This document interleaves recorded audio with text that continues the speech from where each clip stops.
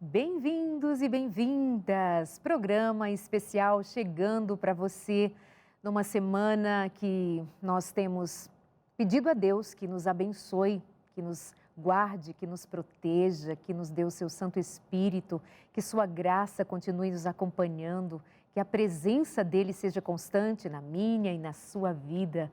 Sejam todos muito bem-vindos, família seja bem-vinda, Deus te abençoe. Hoje nós queremos fazer um programa para acompanhar esse espírito natalino, esse momento em que as pessoas arrumam suas casas, muitas vezes, se organizam para os encontros familiares, para os momentos esperados do final de cada ano, tendo passado por tempos difíceis, que nos impediu de estarmos juntos com amigos, familiares, como fazíamos anteriormente, agora voltando a considerar isto de maneira mais leve, mais tranquila. Mas a minha proposta hoje não é necessariamente fazer um programa de Natal com você e de cara simplesmente dizer Feliz Natal, como se pudéssemos nos esquecer de que tem muita gente triste, de que tem muita gente infeliz, de que tem muita gente doente, tem muita gente cansada, tem muita gente enlutada, tem muita gente chorando muitas perdas. Ao mesmo tempo que não queremos fazer da vida algo pesado, em que só haja lamento, choro. Não, mas respeitar que é tempo de nós nos lembrarmos também de que não dá para levar a vida numa ilusão de luzes, cores, brilho, Feliz Natal, troca de presente. Quando o coração muitas vezes está triste, saudoso, sentindo falta de alguém à mesa, na ceia, no encontro de final de ano. Mas nós queremos motivar você, acreditando que nós temos um Deus em quem podemos confiar. Fica com a gente, nós queremos compartilhar no programa de hoje, mais do que nunca, esperança para o Natal, esperança para um final de ano, esperança para uma vida inteira. Sejam bem-vindos mais uma vez. Os meus convidados de hoje são amigos. A minha primeira convidada e amiga é a Ruth Santana, ela é psicóloga, já esteve com a gente aqui no programa e volta hoje para fazer esse programa especial com a gente. Muito obrigada por ter vindo. Muito obrigada pelo convite, pela oportunidade de estarmos aí crescendo um pouco mais. É isso, obrigada. Acompanhado do meu amigo Robson Aleixo, que é pastor, também já esteve outras vezes aqui no consultório e é sempre muito bem-vindo. Obrigada. Eu que agradeço, é muito bom estar aqui nessa data, é muito legal. Prazer estar com você. Obrigada. O que você tem em mente sobre Natal, esse tempo? E seguindo o que eu apresentei anteriormente sobre não sermos pesados, mas também não nos esquecermos de que a vida tem seus desafios mesmo durante um tempo de Natal e de congratulações e de alegrias. E qual é a sua ideia de Natal, suas referências? A própria palavra ela já traz um dilúvio, né, de pensamentos. Mas o que hoje assim me pega muito sobre Natal é a essência, a radicalidade dessa palavra Natal, o nascer. Um dia alguém já fez uma analogia, uma conversa comigo sobre quais dores são piores, se é a cólica renal ou a dor de parto. Eu nunca vou ter a chance de saber das duas, mas uma coisa eu deduzo, mesmo que a cólica renal seja perigosa, dolorosa, no final não sobra nada nas suas mãos. É um alívio de uma dor que passou. Mas o nascer é uma dor com um propósito muito mais significativo, porque no final não é uma dor que passou, é uma vida que nasceu. É uma esperança, é um recomeço, é algo de tremendo significado. A Bíblia se refere a isso várias vezes, né? Como uma dor de parto em muitos aspectos. Ela fala de uma mulher, ele fala de uma expectativa da volta de Jesus, ele fala da angústia, da saudade, ela tem um significado em vida de uma esperança que está vindo. Então o Natal para mim é isso, é o nascer. Aquela dor que Maria passou não era uma dor causada apenas pelas agruras do mundo, mas era uma dor expectante de uma esperança que vem de novo. Isso é Natal para mim. Vale a pena lembrar que, de maneira muito respeitosa, há um número de pessoas que considera essa Natal inconveniente para nós cristãos.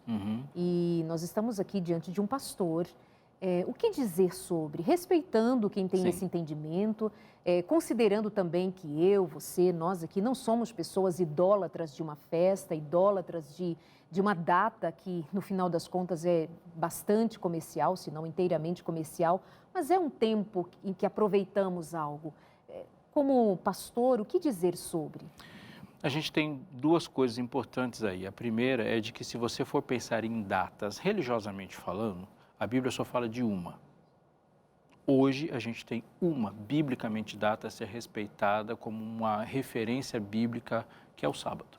Essa é a data. O único dia santo, de fato, é sábado, biblicamente falando. Todas as outras, mesmo com uma justificação histórica, elas ainda são culturalmente construídas. Então, até o momento em que Jesus morre, há sim calendários de festas com datas. Depois que Jesus morre, a única data que se cria é uma que é imutável, que a gente vai celebrar de maneira imutável, é o memorial da criação, que é o sábado. A probabilidade... Nem que se cria, que permanece, que né? permanece, já existia, né? E permanece. E aí, na verdade, o que se cria é o mundo. É o planeta que se tem. Agora, se o nascimento de Jesus tivesse de fato acontecido no dia 25 de dezembro, mesmo assim ele não é justificável biblicamente, porque ele não é, como uma instrução bíblica, uma data a ser comemorada. Então, o que a gente faz é ter sensibilidade para as construções histórico-culturais. Isso a gente tem que ter. É um dia santo? Não, não é, porque aquele que santifica as coisas não separou essa data. Ele é um dia importante para o Ocidente. Então, da mesma maneira como Jesus lidou com povos de muitas culturas e mesmo corrigindo, ele respeita coisas que fazem parte da nossa intimidade, numa construção social, e que vai se ressignificando com o tempo. A gente tem aqui uma decoração de algumas bolas. Em algum momento, isso teve um significado, outros têm outro, mas na história nós ressignificamos as coisas e passamos a respeitar o significado que ela tem hoje, se ela não afeta a fé. Muito bem. Dito isso, respeitando ao pensamento divergente, lembremos que mesmo em relação ao mandamento bíblico, desde que o mundo fora criado pelo próprio Deus, estabelecido pelo próprio Deus, também causa divergências. Até hoje há pessoas que não creem que o 7º dia da semana foi santificado e separado, abençoado pelo próprio Deus. Então, a gente se volta para pedir que o Espírito Santo nos instrua, nos oriente e cause em nós reflexão. É apropriado nós pararmos para refletirmos que significado o verdadeiro Natal, ou seja, o verdadeiro sentido de Jesus Cristo ter vindo para este mundo, estar perto de nós, ser Emanuel, Deus conosco, o que isso tem a ver comigo, o que isso tem a ver com a minha salvação, com a minha intimidade com Deus. Volto a dizer, dito isto, nós vamos continuar falando de uma perspectiva natalina, mas queremos conduzir você para algo maior, algo em que realmente está presente o Espírito de Cristo no nosso dia a dia, seja no 25 de dezembro, 1º de janeiro e por todos os dias da nossa vida, nós carecemos que Jesus Cristo caminhe conosco, esteja conosco, nascido em nosso coração, como Salvador que Ele é. Ruth, meu amor, Sim, o que você está pensando sobre Natal? Eu sei que você é uma mulher solar, você é uma mulher de muitos amigos, de convidar pessoas para sua casa o ano inteiro. Você é alegre, você é uma mulher de viajar, de trabalhar, você é uma mulher incrível, sensacional. E eu reconheço muito isso em você de uma maneira muito especial. Nós já nos conhecemos há bastante tempo. No entanto, você é uma mulher também que tem perdas na sua vida que, em vez de te destruir, te construíram. E mais recentemente uma. E eu te pergunto, como será este Natal? Como está sendo este Natal para você? O que dizer? Este Natal é algo que eu ainda não conheço. Eu tenho alguma ideia do que será, porque nós precisamos também trabalhar o nosso pensamento para que ele não nos leve para uma situação tão caótica. A realidade, a tristeza, faz parte da nossa vida. Nós estamos num mundo em que o pecado impera, em que a dor nos acompanha a todo momento. Mas depende de mim também o meu olhar, o significado que eu vou dar às situações que eu estou vivendo. Eu não posso simplesmente mergulhar na minha dor, na minha história e ignorar que em volta de mim existem outras pessoas que estão me olhando e que dependem emocionalmente daquela minha reação diante de um fato, bom ou ruim, para que elas também ressignifiquem a vida delas. Isso eu estou dizendo em relação à minha família, porque muitas vezes nós nos isolamos um pouco para viver a nossa dor dentro da família. Claro, é humano, nós precisamos sim desse tempo para elaborar essa dor, para viver esse luto. Mas nós não podemos permitir que esse luto tome conta da nossa mente.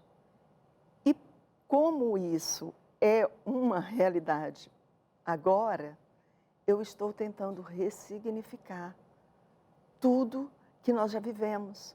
Vai ser um Natal completamente diferente de todos os natais que eu tenho vivido há 37 anos. Você pode dizer para quem está com a gente por que esse Natal vai ser tão diferente em 37 anos? Este Natal vai ser diferente porque no dia 9 de julho desse ano, num acidente de carro, eu perdi o meu filho. E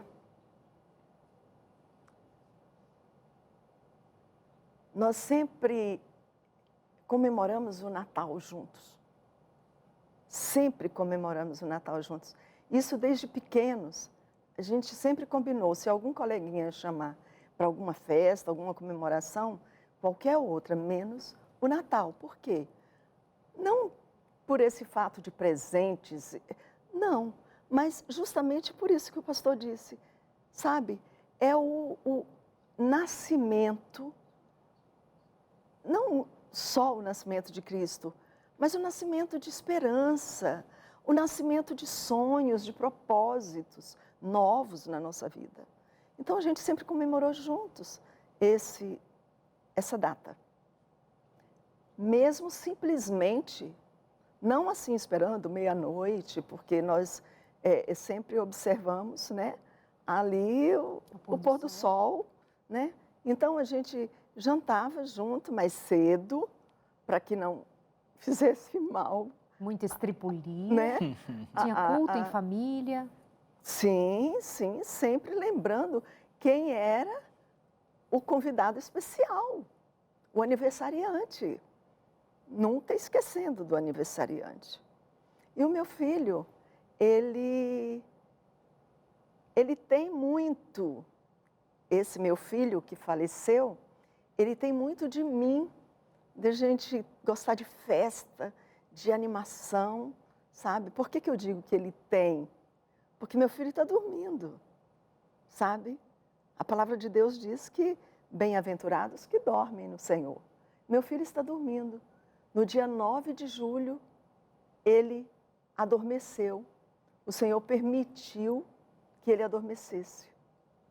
Choro todos os dias. E eu peço licença agora para conversar com essa mãe que talvez esteja nos ouvindo e que talvez tenha passado por isso. É uma dor. É a maior dor. Muito maior do que ganhar um filho. Muito maior do que uma cólica renal. É a maior dor que o ser humano pode suportar. E a gente chora. Pela graça de Deus, eu estou segurando o meu choro, porque o Senhor quer te falar, mãe, que perdeu seu filho. Você não perdeu seu filho. Ele está guardadinho para quando a trombeta tocar. o seu filho vai acordar. Amém. Amém. E aí sim, será uma grande festa. E é essa a esperança que conforta o meu coração, o coração da filhinha dele, de 3 anos e 8 meses. Então você tem uma neta que Eu tenho. fica e que você também, nessa conexão de vó e neta, também uma responsabilidade emocional, até como psicóloga, você sabe dos cuidados, essa expectativa de como serão os dias dela sem o pai. Mas mesmo que você diga o que está dizendo de maneira tão profunda, tão real, de acordo com a sua fé, de acordo com a sua crença, eu quero te agradecer por você já ter lembrado a todos que mesmo assim você chora, que mesmo assim você sente, porque nessa hora o conhecimento, a profissional, tem a mãe, tem a mulher, né? E que é muito humano expressar isso e sentir vontade de chorar e chorar sem culpa. Mas também tendo a responsabilidade de dizer, ok, agora eu preciso levantar e viver. Eu não posso morrer junto. Não é, pastor? Essa responsabilidade com a vida até. E é uma fusão de muitas coisas que na complexidade delas todas, eu acho que é uma ousadia até quase que irresponsável tentar explicar tudo. Exato. Nem tudo. E eu me lembro assim, alegremente daquilo que Deus prometeu.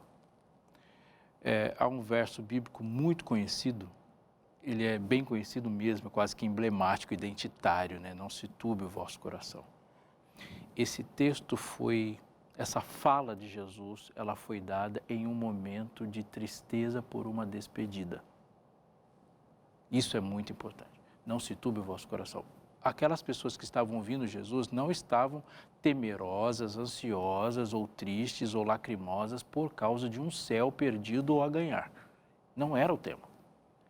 Porque ele fala, credes em Deus, crede também em mim. Eles estavam tristes porque eles iam se despedir de alguém íntimo, significativo, alguém do abraço. Era o abraço que não ia ser mais dado. Era o sorriso que não ia ser mais visto. Esse turbar do coração não era pelo mundo. Eles não estavam tristes por causa que Jesus, por causa dos romanos ou qualquer pessoa, é porque um amigo mais íntimo que eles já tiveram na vida estava indo embora.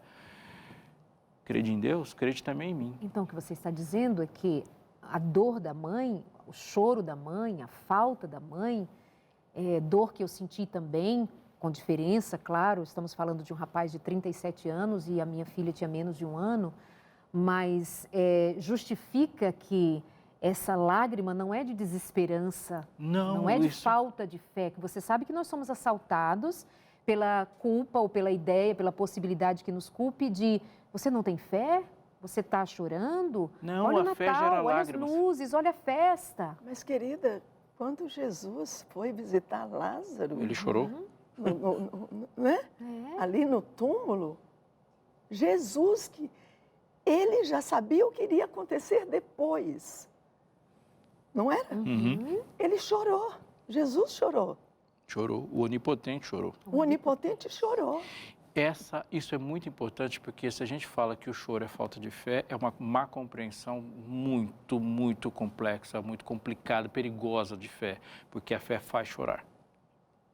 Porque são corações insensíveis ao amor que podem reagir dessa forma. Agora, muitas lágrimas que derramamos são exatamente por causa da fé. Porque tem um coração sensível à fé. E se entregou profundamente a um relacionamento proposto. O amor que uma mãe sente por um filho, um amor que um amigo sente por o outro, que um filho sente por um pai, o amor genuíno não é produzido sem fé. É a fé que implanta essa saudade. E no final das contas, em essência, toda a saudade que sentimos, ela é decorrente da saudade de Cristo. Isso é importante ser dito. Esse filho, esse pai, eu estou falando para você que está completando a minha frase sobre quem você sente falta. Não se esqueça, o ser humano foi feito à imagem e semelhança de Cristo. Portanto, ele foi colocado e todas as pessoas que Deus colocou diante de nós são para atenuar a saudade que sentimos efetivamente de Cristo. Toda saudade que sentimos é, em última essência, uma vontade que temos de Cristo. Porque todo ser humano foi feito a partir da imagem dele, com características dele. E é só a gente começar a pensar, o que era aquele sorriso? Era o de Cristo. A gente não sente saudade de sorrisos que não são de Cristo. Dos sorrisos que não são de Cristo, nós repugnamos. A gente se incomoda. Aquele abraço era o de Cristo. E ele disse isso, e não disse isso uma vez só, não. Ele disse isso por toda a Bíblia. Eu vou dar um exemplo. O céu vai ser um lugar feliz, mas o céu será feliz porque não haverá menção de morte. Se você compreender e olhar para a sua Bíblia, você vai perceber que haverá um julgamento no céu durante 1000 anos. Nós vamos passar 1000 anos analisando cadáveres, passando nomes de pessoas mortas, algumas delas nós teríamos conhecido. Isso não é uma atividade feliz. Não há uma proposta de felicidade. Olha, você passa a vida toda aqui, você luta, você se entrega a Cristo, eu vou te dar uma tarefinha, você passar 1000 anos vendo o registro dos pecados que levaram à destruição final de pessoas. Isso não é uma hora, você vai cansar disso, mas são 1000 anos. E por que não ficaremos infelizes? Porque a presença de Cristo, ela é direta. E não há nenhuma possibilidade de estarmos infelizes numa presença direta de Cristo. Da mesma maneira que os lampejos da presença de Cristo nesta vida e neste momento são o que nos possibilita prosseguir. Ele termina, o João 14, quando começa dizendo, não se turbe o vosso coração, mas ele termina dizendo a chave do texto, para que onde eu estou, estejais vós também. Esse é o ponto fundamental de todo o processo. Para que onde eu estou, estejais vós também. Ele não falou que é lá ou aqui, ele fala, estaremos juntos. Estaremos juntos. Ou seja, se é uma data qualquer, seja o dia qualquer, seja a hora qualquer, quando Jesus está, ela passa a ser extraordinária, ela passa a ser especial. Se Jesus está no seu almoço simples, no seu arroz simples, com feijãozinho simples, muitas pessoas que comem uma refeição assim não terão um banquete nesse Natal, como não tiveram em outros. Os números indicam mais de 19 pessoas desempregadas no Brasil, pessoas que contabilizaram seus mortos, seus queridos, famílias impactadas por esse turbilhão de dificuldades que enfrentamos diante de uma pandemia. Mas tem Cristo? Você que não admite essa data, você que questiona esse tempo, de qualquer maneira, seu questionamento, sua intransigência, o que seja que você pense, tem Cristo? Tem paz? Tem amor aí em tua alma? Tem Cristo? Pastor, mas após o milênio, tem mais Cristo? Tem mais Cristo? Conforme você vai falando, vai aparecendo versos na minha cabeça e eu vou dizer uma coisa para você, já posso falar um negócio muito importante? Memorizar versos, ele é algo que não deve ser subestimado. Ele não deve ser subestimado, porque a mente fica empoderada com memórias de esperança. Há um texto que diz assim, que Cristo nos escolheu, em Efésios, nele. Nos escolheu nele. Quando ele pensou dar Arleide, ele não procurou dar Arleide em algum outro lugar. Ele procurou a ideia desse projeto você dentro dele. Isso é um padrão divino. Vou pensar no padrão divino. Onde estava Eva quando Deus ao barro fez Adão? Nele, porque ela foi retirada dele. Portanto, quando Eva e Adão se unem, não é uma união apenas. É uma reunião, porque eles nasceram no mesmo momento, um é retirado do outro para reunir com o outro. Onde eu estava como ideia, como projeto, como o sorriso de Deus que sonhou em 1979? Nele, ele nos escolheu nele. Portanto, o que vai acontecer, ou o que acontece quando você abraça Jesus, é uma reunião. Você nasceu dele, para ele, com ele, o projeto dele se volta para ele. O que vai acontecer depois do milênio? Nós vamos estar no lugar de onde nascemos, nele, para ele, com ele. A manjedoura está vazia, isso é fantástico. Lindo, né? O Johan era parte de Cristo com você, que nasceu de você. Isso é simplesmente maravilhoso. E ele era tão bonito, tão lindo, igual a mãe, tão querido, tão simpático, tão Obrigada. presente. Obrigada por essa homenagem. Sabe que é um presente, né? Lembrar dele com Lembrar amor. dele, sabe? Eu procuro, claro que logo no início, primeiro vem o choque.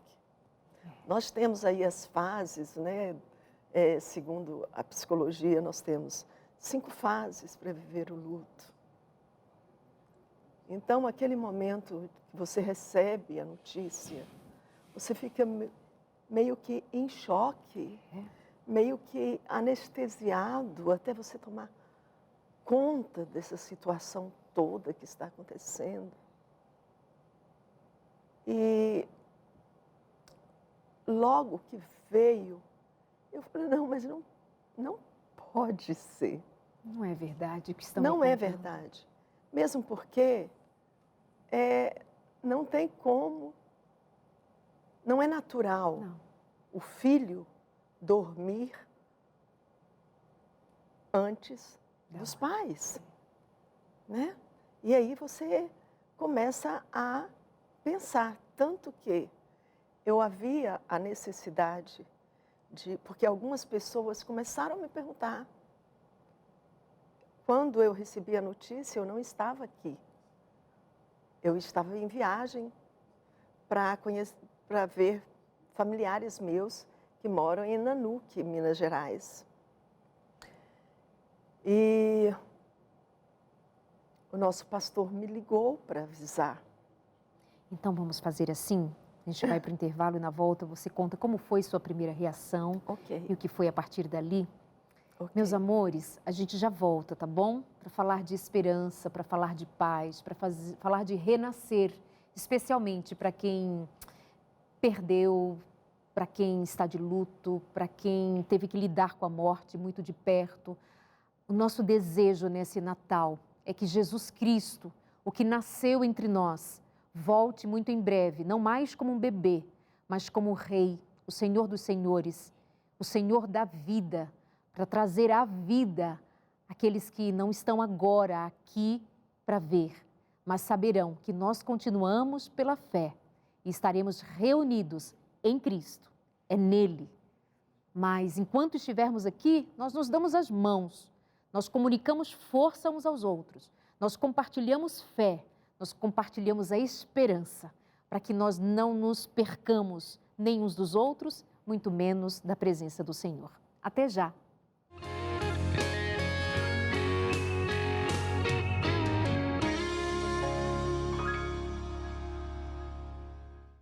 Nós te desejamos amor, paz e graça, nós te desejamos a bênção do Senhor e oramos para que o Espírito Santo esteja com você.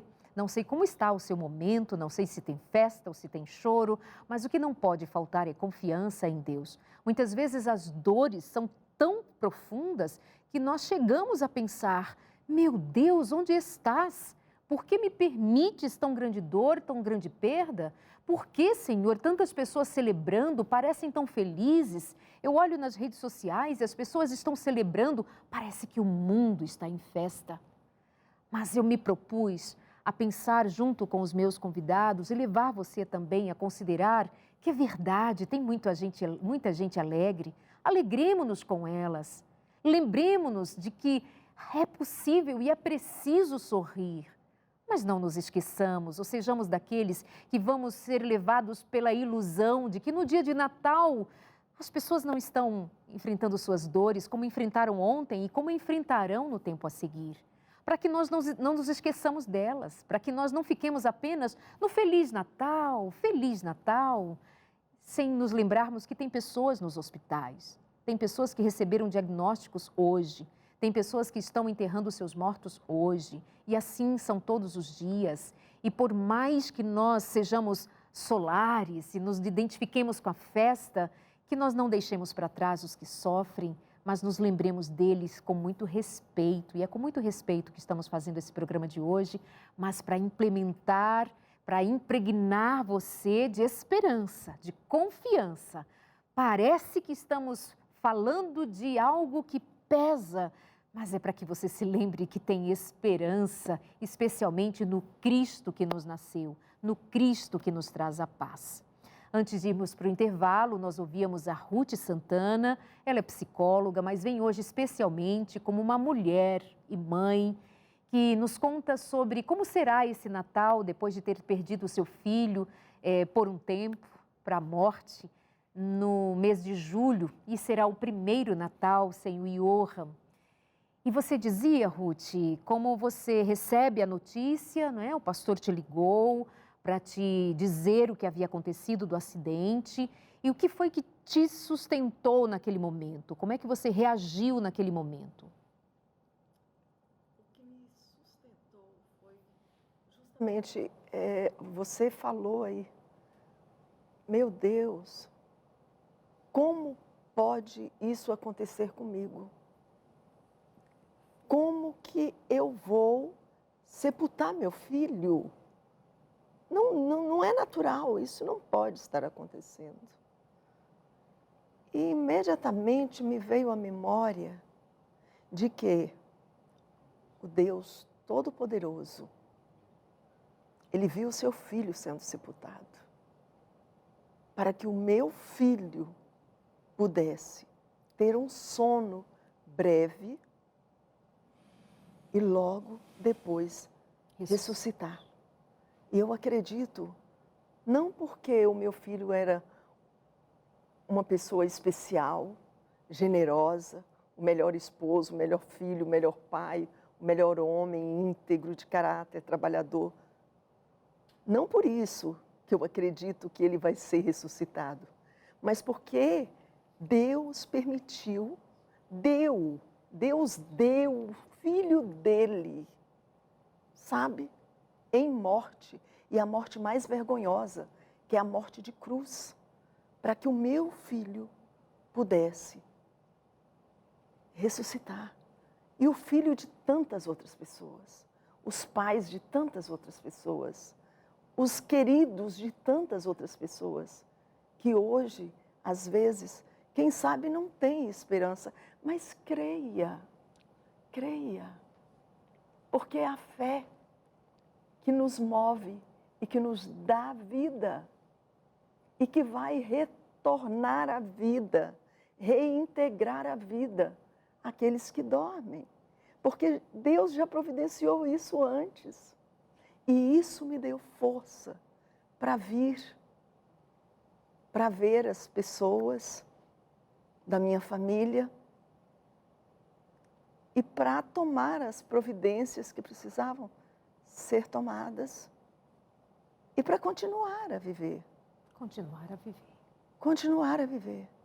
É interessante a gente pensar, é lindo pensar na graça do Evangelho quando a gente olha dessa sua perspectiva, quando você colocou, de que nem tudo ela é um acidente. A gente tem acidentes, tem coisas que estão fora do nosso controle. A gente está vendo de um mundo pandêmico. O que escolhemos, no final das contas, dessa pandemia? Quando a gente fala de um acidente, uma circunstância que, pela própria colocação da frase, é algo que é uma equação complexa demais para ser prevista. Mas no Evangelho, há escolhas que triunfam. A gente, às vezes, pensa que escolhermos tudo. Isso é um engano. Em outros momentos, a gente pensa que não escolheu nada.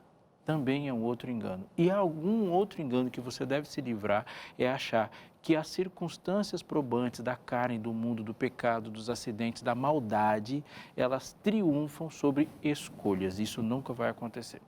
Eu vou dar um exemplo. Deus não perguntou no Natal, o Natal original, o que a gente achava dele vir morrer por nós ou nascer aqui. Ele não falou para Maria, o que você acha de ir para Belém? O que você acha de eu nascer bebê? Ele não perguntou nada. Quando o Evangelho chegou para a gente, já chegou numa notícia de que Cristo veio ao mundo. Ele não pediu nossa opinião. Você não escolhe nada. Na plenitude dos tempos veio. Os pastores estavam lá naquela colina em Belém e o que eles receberam foi a notícia e não um questionamento e não uma sugestão. Ponto. Jesus, ele também não perguntou se ele iria morrer e como iria morrer. Ele veio e morre. E o Evangelho chega. Isso significa que a escolha de Deus, sozinho, nos dá escolhas também. Elas nos dão escolha também. E essas duas escolhas, a de Deus e a nossa, triunfam sobre as coisas. Eu estou com um texto aqui, posso ler? Por gentileza. 2 Coríntios capítulo 4, ele é para mim um texto que mais pessoalmente me fala o coração, nos meus momentos complicados, assim. Porque Paulo fala de coisas que, nesse jogo, o que escolhemos, o que não escolhemos e como as escolhas triunfam sobre coisas aparentemente maiores que ela. Porque ele diz assim, ó, capítulo 4, verso 7, temos, porém, esse tesouro em vaso de barro, para que a excelência do poder seja de Deus e não de nós. Eu estou ouvindo aqui um testemunho, um exemplo disso. Porque é um vaso de barro. Nós nos desgastamos com as circunstâncias que nos chocam. Fisicamente, mentalmente, emocionalmente. A gente demonstra, aparentemente, o desgaste que é viver aqui. Mas aí há algo superior a isso que pode não ser tão facilmente visto sem fé. Quando uma mãe fala assim, meu filho descansou. Eu lembrei de um Cristo que morreu e de um pai que perde um filho. Amigo, não viaja, nada disso é natural. Isso é o poder sobrenatural de Deus agindo no invólucro humano e ele escolheu que fosse assim. Então, a fala da Ruth, a experiência da Ruth não é o natural. Não, jamais. Então, imediatamente se vê, é o sobrenatural. É o sobrenatural no natural. No natural. No natural. E o natural é se entregar. O natural é xingar todo mundo, o natural é desistir, o natural é se achar com razão, o natural é achar que agora o planeta, Deus, o cosmos tem uma dívida para comigo. O sobrenatural, você se levantar e pensar assim, tem pessoas que precisam da minha experiência e eu preciso ajudar alguém. Isso não é natural. Isso é o sobrenatural, mas o sobrenatural tem agido há tanto tempo que às vezes nós naturalizamos ele. O sobrenatural age há tanto tempo e com regras que a gente acha que é natural. Por fato de ter regras, aquela sua ação ministerial como psicólogo de tocar alguém e fazê-la continuar, é a aplicação de uma regra de convívio sobrenatural, porque o amor é sobrenatural. A fé é sobrenatural, a esperança é sobrenatural, tudo isso é fruto do Espírito. O que Paulo está dizendo aqui, ele diz assim, em tudo somos atribulados, mas não angustiados. Ou seja, a tribulação não foi escolha, mas a angústia foi. Em tudo somos atribulados, mas não angustiados, perplexos, porém não desanimados. A perplexidade aqui, ela não foi escolha. Nós vamos ficar perplexos. Mas desanimados não. Então há um jogo das coisas que outros escolheram, que o mundo escolheu, que o mundo hostil aconteceu, mas há um triunfo da escolha sobre isso. Em todas as circunstâncias, por mais tristes que sejam, por mais profundas que sejam, há duas escolhas prevalecendo. A de Deus de estender a mão na sua direção e a sua de estender a mão na direção dele. Sempre haverá. E no final das contas, o que é lindo, o que permanece no final é a vida de Cristo. Todas as vidas, eu digo isso para pessoas enlutadas, todas as vidas são completas na vida de Cristo. Se aquela vida foi interrompida com 5 anos de idade, se aquela vida foi interrompida com 30 anos de idade, ou se aquela vida foi interrompida com 90 anos de idade, em Cristo todas as vidas são completas, porque no final das contas a eternidade só acontecerá, porque a vida de Cristo foi entregue no nosso lugar. O livro de Apocalipse fala de que o livro da vida é o livro da vida do Cordeiro. Seja a vida do meu pai que morre com 75 anos de idade, seja a vida do Johan que morreu antes dos 40 anos de idade. Quando se abrir o dia glorioso onde Deus triunfa e falar dos nomes escritos no livro da vida, o nome que estará o meu e o seu, mas a vida que estará lá é a dele. É por isso que Sansão faz tudo errado e está na galeria dos heróis da fé, porque Jesus cumpriu todas as coisas que Sansão não fez. Então Sansão teve uma vida completíssima. Nabucodonosor teve uma vida completa em Cristo. Em função de alguma decisão destes homens, já que você estava fazendo paralelo, o que Deus decide, o que nós decidimos, as circunstâncias que acontecem, a minha decisão sobre, em que momento, para não ficar solta essa ideia, o que houve em Sansão, o que houve em Nabucodonosor, o que há em nós, tem algo em nós, como essa plenitude de um Deus que transcende a nossa ideia pequenina, de entrega, de confiança. Essa é a palavra. O que há em nós é a aceitação da troca que ele propõe. Perfeito.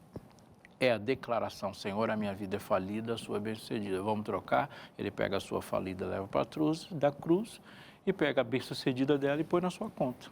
Dele põe na sua conta. Bendito seja Deus. Por isso que o nome desse negócio é Nabucodonosor. graça. E assim, o bonito é que Nabucodonosor se entrega, Sansão se entrega, eu me entrego, você se entrega, mas assim, é Deus quem fez tudo, né?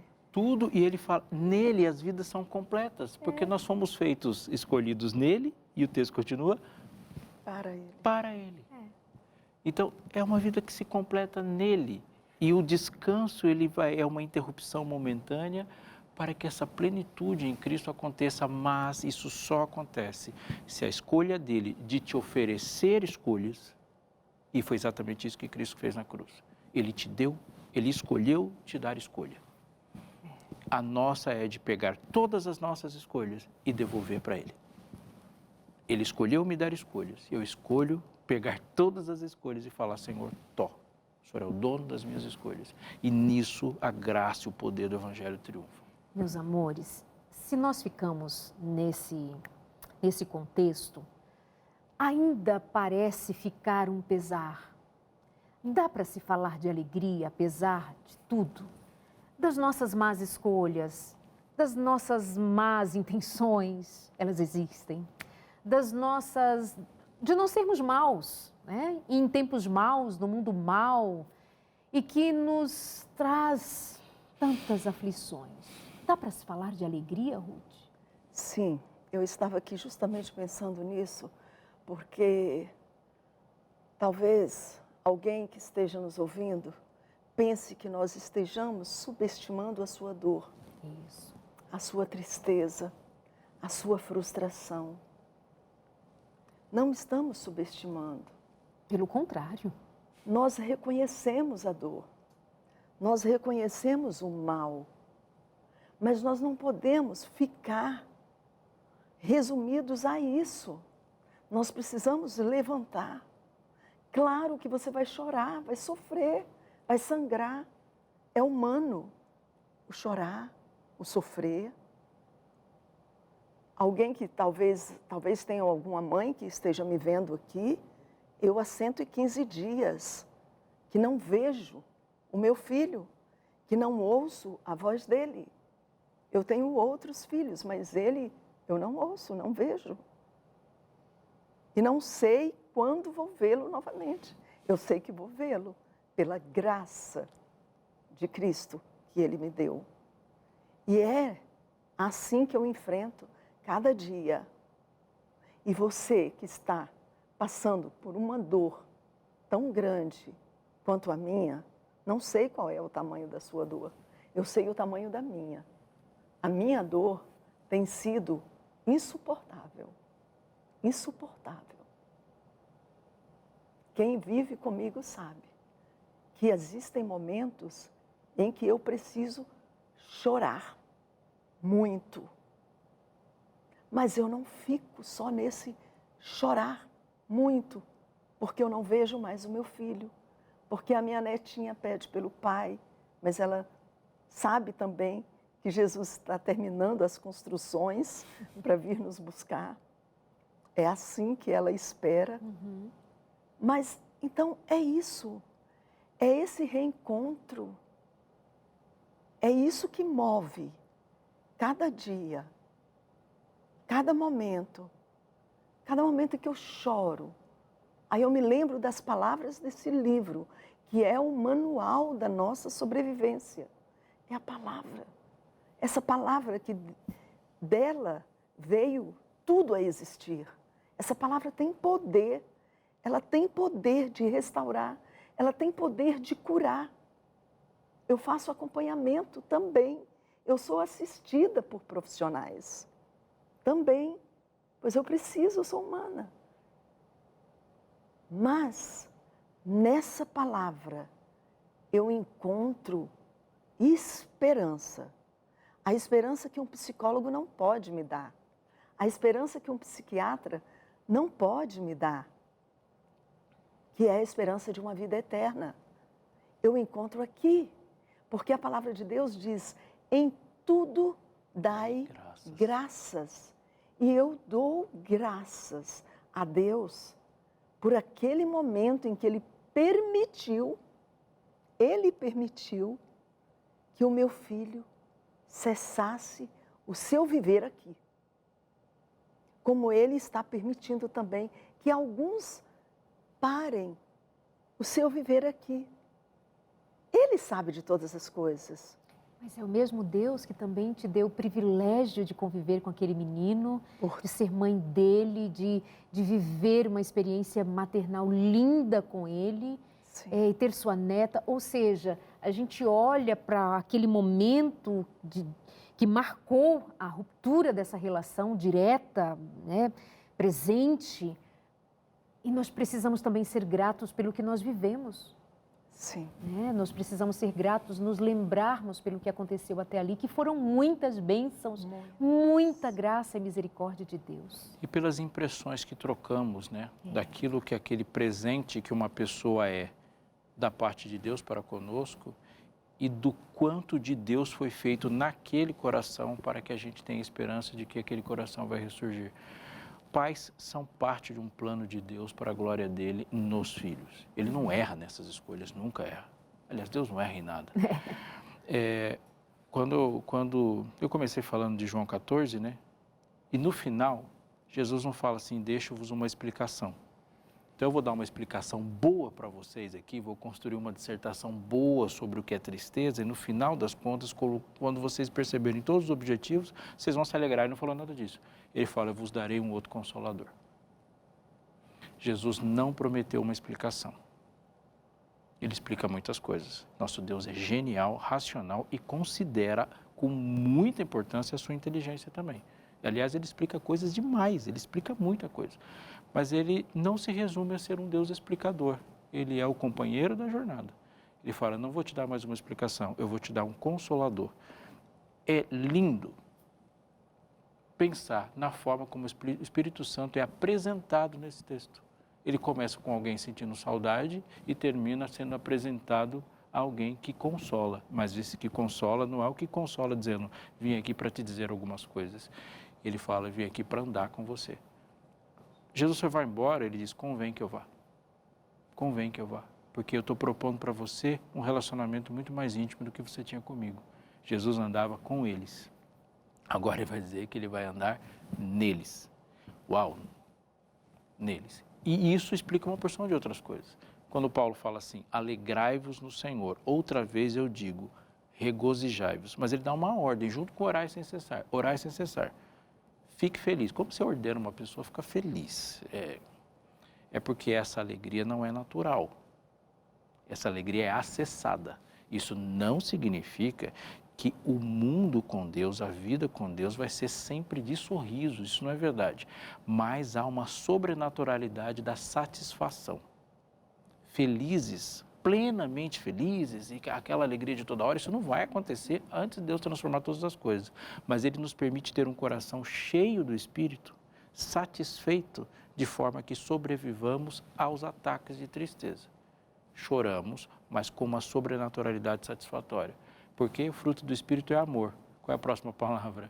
Alegria.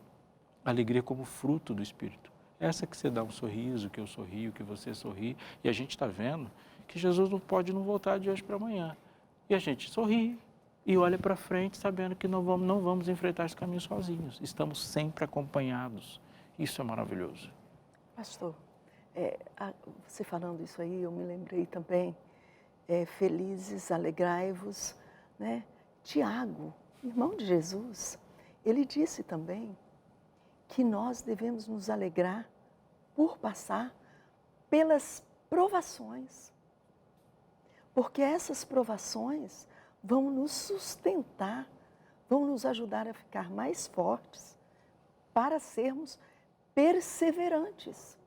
Então, quando a gente vê assim que a palavra de Deus, que é o maior livro de ciências também, principalmente ciências psicológicas, é um emaranhado de temas, um dando sustentação ao outro. E quando ele diz que alegrai-vos nas provações, porque a provação vai te fazer ser mais perseverante, e depois ele diz lá, essa perseverança vai te levar ao quê? A vida eterna. Então, nós não vamos ter só alegrias, né? Porque às vezes a gente pensa que ser cristão é viver uma vida plena. Plana. Né? Pode até ser que alguém seja assim, porque talvez ele já esteja tão preparado para chegar até a vida eterna sem passar por provações e por todos esses acidentes de Mas percurso. nós, meros mortais, né? Pode ser. Somos assaltados muitas vezes por muitas dores. Por essas provações, por essas dores, mas nós precisamos nos lembrar que após tudo isso, Ele, o próprio Jesus, enxugará dos nossos olhos toda lágrima. Toda lágrima. E várias vezes os discípulos chegaram a dizer que se regozijar por passar por provações, porque eram provações que também os remetiam a Cristo, que havia sido provado, que havia sido tentado, que havia sido ferido, rejeitado, e eles se regozijavam por sofrer por Cristo, em Cristo. Então, há o que se aprender muito a respeito de sofrimento em Cristo.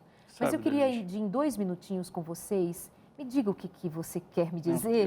Mas bem sinteticamente. Focar sobre a alegria, para nós terminarmos o programa mais uma vez semeando isso que nós viemos trazer aqui hoje, esperança. Não, é uma frase sobre o que você está dizendo. Às vezes Deus fala com você. Em todas as vezes Ele fala através de você.